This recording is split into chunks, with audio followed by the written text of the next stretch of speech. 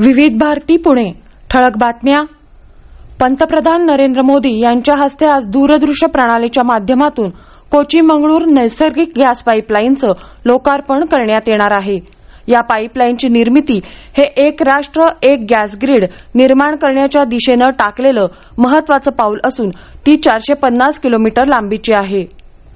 पुणे जिल्ह्यातल्या 3,74,748 कोरोनाबाधितांपैकी 3,54,669 रुग्ण कोरोनामुक्त झाले आहेत.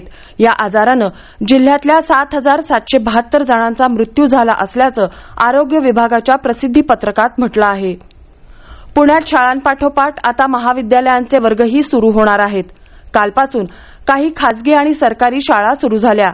या पार्श्वभूमीवर महाविद्यालयही सुरू करावीत या मागणीनं जोर धरला होता.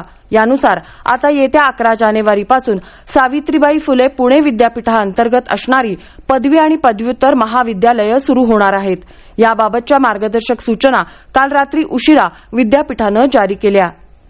पुणे कृषी उत्पन्न बाजार समिती आणि फळ विक्री करणारे पथारी व्यावसायिक यांच्यातील वादावर तात्पुरता पडदा पडला असून पथारी व्यावसायिक पंचायत संघटनेनं आपलं उपोषण मागे घेतलं आहे. खासदार सुप्रिया सुळे यांनी मध्यस्थी केल्यानंतर कामगार नेते बाबा आढाव यांनी उपोषण तात्पुरतं मागे घेतलं आहे. अतिक्रमण शुल्क दंड आकारणी मुद्द्यावरून समिती, प्रशासन आणि पथारी व्यावसायिक यांच्यामध्ये गेले काही दिवस वाद सुरू होता. हवामान. पुणे आणि परिसरात आज आकाश मुख्यतः ढगाळ राहण्याची शक्यता असून काही ठिकाणी हलक्या स्वरूपाचा पाऊस पडण्याचीही शक्यता आहे. आज कमाल तापमान 29 अंश तर किमान 17 अंश सेल्सिअस राहील असा पुणे वेधशाळेचा अंदाज आहे.